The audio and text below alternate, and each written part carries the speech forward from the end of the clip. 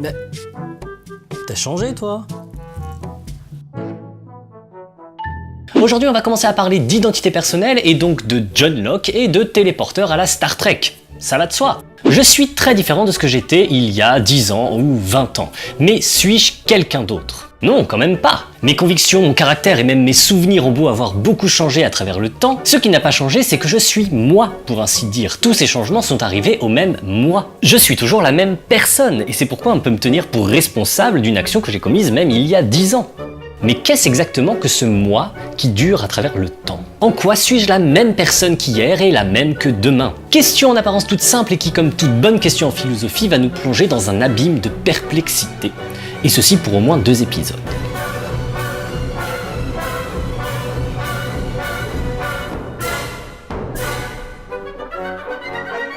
On pourrait se dire d'abord que ce que je suis est lié à mon corps. J'ai toujours le même corps et c'est une bonne raison de penser que je suis toujours la même personne. Pour écarter une objection facile, précisons que je parle ici du corps en tant qu'organisme, c'est-à-dire un tout organisé dont l'identité est fondée sur un critère fonctionnel et non pas simplement matériel. En effet, du point de vue matériel, mon corps n'est pas du tout fixe, c'est un flux constant. Des millions de cellules de mon corps meurent chaque seconde et sont remplacées par de nouvelles. Sur une période de 7 ans, presque toutes les cellules qui composent mon corps auront été remplacées au moins une fois. Donc du point de vue strictement matériel, je ne suis pas du tout le même qu'il y a quelques années. Mais il y a bien quelque chose qui persiste à travers le temps, c'est l'organisme. Et c'est ça que je vais appeler mon corps. Ainsi mon corps ressemble-t-il au bateau de Thésée dont toutes les planches avaient été changées au moins une fois au cours des longues aventures du héros. Si bien qu'aucune planche du bateau originel ne subsistait à la fin du voyage. Et pourtant on peut bien dire que c'est le même bateau, car un bateau comme un corps, ce n'est pas un objet dont le critère d'identité est strictement matériel. C'est un tout organisé dont l'identité repose sur un critère fonctionnel. Le bateau reste bien le même en ceci que Thésée voyage à son bord du début jusqu'à la fin de ses aventures.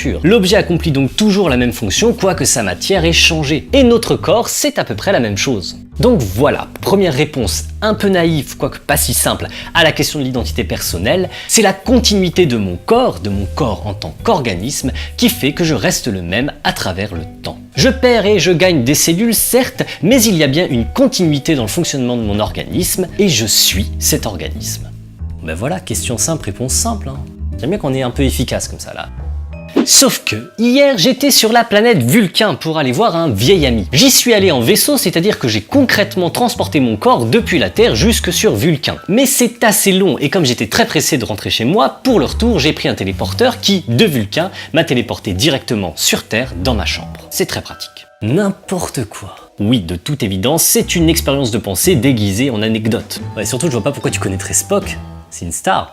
Disons 2 mots sur la téléportation. On va supposer que ça fonctionne de la façon suivante. Lorsque j'entre dans le téléporteur sur Vulcain, la constitution matérielle de mon corps est entièrement analysée jusqu'au moindre atome, et dans ce processus d'analyse, mon corps est entièrement détruit. Mais toutes les informations sont envoyées depuis Vulcain sur la Terre, et à l'autre bout sur Terre, à partir des informations envoyées, un nouveau corps est assemblé, atome par atome, structurellement identique au corps d'origine. Par là, en gros, je veux dire que le corps d'origine est aussi identique au corps d'arrivée qu'une molécule d'eau est identique à une autre molécule d'eau. Comprenez bien qu'il n'y a pas d'essence magique dans le corps humain. Si vous faites sa composition chimique, vous trouverez beaucoup d'oxygène, de carbone, d'hydrogène et un paquet d'autres éléments chimiques en petite quantité. Et ce qui fait toute la différence entre un tas de matières premières et un corps humain, c'est que dans un corps humain, toute cette matière première est particulièrement bien agencée. Et on suppose que c'est ce que fait le téléporteur sur Terre. Il réagence ces éléments de manière à former un corps qui soit identique au corps qui est entré dans le téléporteur sur Vulcain. C'est tout à fait comme si, pour envoyer de Vulcain un objet fait de Lego, vous vous contentiez d'envoyer le plan de construction. À partir de quoi, sur Terre, avec des Lego pris sur place, on reconstruira un objet identique au Lego prêt. Ah, j'aime bien la métaphore du Lego. Maintenant que c'est clair, poursuivons. Si la mort, c'est la destruction du corps, eh bien l'homme qui buvait un coup avec Spock hier sur Vulcain est mort, puisque son corps a été entièrement détruit à l'entrée dans le téléporteur sur Vulcain. Et le corps que vous voyez ici, c'est un autre corps, un corps tout neuf qui a été assemblé hier à la sortie du téléporteur sur Terre. Mon corps actuel donc, est né il y a quelques heures et n'a jamais été sur Vulcain. Et en dépit de cela, je ne peux pas m'empêcher de penser que je suis bien la même personne qui, hier, buvait un coup avec Spock sur Vulcain. Et pourquoi cela? Eh bien tout simplement parce que je me souviens avoir bu ce coup avec Spock sur Vulcain. Je m'en souviens très nettement. Et c'est assez facile de comprendre pourquoi. Le corps qui est entré hier dans le téléporteur sur Vulcain avait ses souvenirs, pour ainsi dire, stockés dans son cerveau. Et donc ce tout nouveau corps qui est sorti du téléporteur sur Terre avait, lui aussi, ces mêmes souvenirs dans son cerveau. Et je pourrais me dire que, puisque j'ai conscience d'un ensemble d'actes passés, puisque je reconnais ces actes comme étant les miens, cela suffit à justifier que je suis bien la même personne qui a accompli ces actes. Cette thèse sur l'identité personnelle, c'est la thèse du philosophe anglais John Locke. L'identité d'une personne s'étend aussi loin que la conscience peut atteindre rétrospectivement toute action ou pensée passée. Le moi qui a exécuté cette action est le même que celui qui, à présent, réfléchit sur elle. En gros, je suis la même personne qui a fait ceci et cela hier parce que je me souviens avoir fait ceci et cela hier. J'en ai conscience. La mémoire comme capacité à avoir conscience d'actions passées serait donc le critère de l'identité personnelle selon John Locke. Et si Locke ne parlait pas de téléporteur à la Star Trek, il faut reconnaître qu'il n'hésitait pas à prendre des exemples déjà assez bizarres. Si j'avais conscience d'avoir vu l'arche et le déluge de Noé, comme j'ai conscience maintenant d'écrire, je ne pourrais pas plus douter que moi qui écris ceci maintenant, j'étais le même moi qui ai vu la terre noyée par le déluge, que je ne puis douter que moi qui écris suis le même moi que j'étais hier. Je suis aussi justement soucieux et comptable d'un acte accompli il y a 1000 ans que ma conscience m'attribuerait maintenant en propre, que je le suis de ce que j'ai fait il y a un instant. Fascinating. Maintenant, supposez que la police vienne m'interpeller pour le meurtre de Spock qu'on m'accuse d'avoir commis sur Vulcain juste avant que je prenne le téléporteur. Ah, t'as tué Spock ? En tout cas, je m'en souviens, effectivement. J'ai pleinement conscience d'avoir commis cette action hier juste avant de monter dans le téléporteur. Et pourquoi ? J'avais de bonnes raisons. Et du coup, on me tient pour responsable de ce meurtre et on va vouloir me punir pour ça en m'emprisonnant. J'espère bien, espèce de malade. Locke est tout à fait d'accord avec ça. C'est dans cette identité personnelle que se fonde tout le droit et toute la justice de la récompense et du châtiment. Toutefois, si vous y réfléchissez un peu, c'est pas si simple que ça. On va emprisonner mon corps, on va punir mon corps, alors que ce corps n'était même pas sur les lieux du crime. Au fond, j'ai le meilleur alibi qui soit, mon corps n'existait même pas au moment du crime. Je suis comme un être qui viendrait de naître et à qui on aurait implanté une masse de souvenirs. Mais qu'est-ce que j'y peux ? Qu'est-ce que j'y peux si j'ai hérité d'un souvenir qui fait de moi un meurtrier ? J'y suis pour rien, j'ai pas tué Spock, en tout cas je suis pas à la cause du meurtre juste parce que j'ai un souvenir dans ma tête. Ça paraîtrait très bizarre. Ouais, t'essayes de m'embrouiller, non mais c'est quand même un peu toi qui l'as tué. Un peu ? Suppose que le téléporteur est dysfonctionné et au lieu de me téléporter seulement moi sur Terre dans ma chambre, il est téléporté un millier de moi un petit peu partout sur Terre. Tous avec le même souvenir du meurtre. Outre les problèmes d'identité que ça pose, j'ai envie de poser la question suivante. Est-ce qu'il faut punir tous ces individus parce que ce sont tous des meurtriers ? Est-ce qu'ils ont tous tué Spock ou juste un peu ?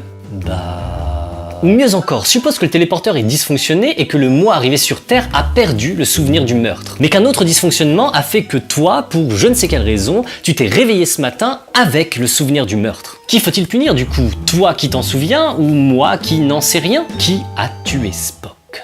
Ok, c'est un peu trop d'expérience de pensée d'un coup là. Ok, reprenons les choses calmement. L'analyse de Locke, c'est la suivante. La mémoire fonde l'identité personnelle, c'est-à-dire l'identité de la personne est responsable et la responsabilité justifie la punition. Donc, en fin de compte, avoir le souvenir d'un crime, avoir conscience de l'avoir commis, cela suffit à justifier que vous soyez puni pour ce crime. Mais c'est clair que poussé à bout, ce principe est quand même très bizarre. Pour résoudre ce problème, j'aurais tendance à dissocier la question de la responsabilité et la question de la punition. Et ici, on va se pencher surtout sur celle de la responsabilité. Que veut dire être responsable ? Littéralement, ça signifie être en capacité de répondre. Être responsable d'un acte, ça veut bien dire pouvoir répondre de cet acte. Mais répondre à qui, me direz-vous ? Répondre à qui ? Eh bien, à la justice, par exemple, ou à Dieu, éventuellement, ou devant le tribunal de sa propre conscience, enfin quelque chose comme ça. Et il paraît assez évident qu'une condition au moins nécessaire pour pouvoir répondre d'une action, eh bien c'est d'en avoir tout simplement conscience, c'est-à-dire la reconnaître comme étant la sienne. Si je n'ai pas même conscience d'avoir commis une action, comment voulez-vous que je réponde d'elle ? Pourquoi l'ai-je faite ? J'en sais rien. Comment l'ai-je faite ? J'en sais rien non plus. Si vous voulez des réponses à ces questions, vous devriez les poser à une personne qui a au moins conscience d'avoir fait cette action,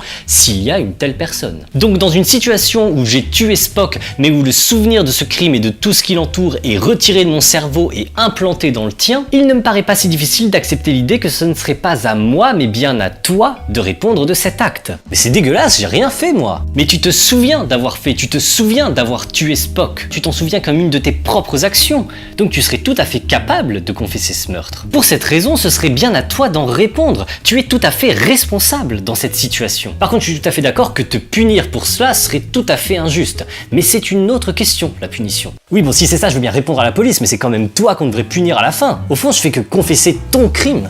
Mon crime, je sais pas, c'est le crime d'un organisme qui était hier sur Vulcain et avec lequel je partage certains souvenirs mais justement pas celui de ce crime. Donc ce serait quand même me punir pour une action que mon moi n'a pas vraiment faite. Il faut bien punir quelqu'un, et ce sera pas moi. La question de savoir pourquoi et comment punir est franchement très complexe et je préfère ne pas m'y engager dans cette vidéo.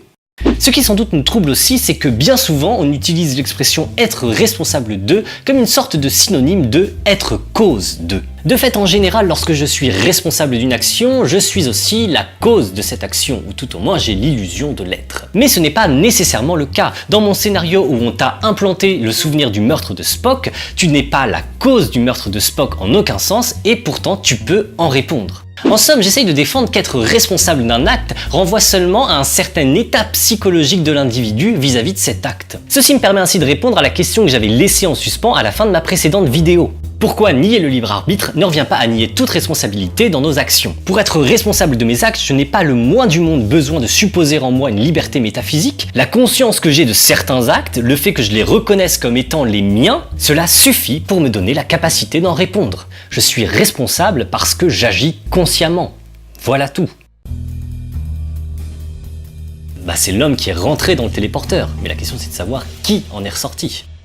La prochaine fois on verra en quoi ce critère de l'identité personnelle posé par Locke, donc en gros l'idée que c'est la mémoire qui fait l'identité personnelle, est en fait très problématique et pas seulement en raison des conséquences pas toujours intuitives que ça a sur la notion de responsabilité. On parlera encore beaucoup de souvenirs qui se baladent d'une tête à une autre et de téléportation en pagaille, et notamment on posera la question cruciale, maintenant que tu sais comment ça marche, est-ce que tu montes dans le téléporteur ? Si vous avez des réflexions là-dessus, si la vidéo vous a plu, faites-le savoir, ça fait toujours plaisir. N'oubliez pas de vous abonner si ce n'est déjà fait et vous pouvez aussi me suivre sur Twitter et Facebook. Et vous pourriez aussi partager cette vidéo, répandre ces grains de philo par mons et par vos. Ce serait absolument merveilleux. Merci par avance à tous ceux qui le feront et contribueront par là au développement de cette chaîne. Sur ce, je vous dis à très bientôt, dans l'hypothèse où effectivement j'existe et persiste à travers le temps. En cas contraire, eh bien je n'ai plus qu'à vous dire adieu. Mais attends, ça me dit quelque chose, mais oui, oh, je t'ai démasqué.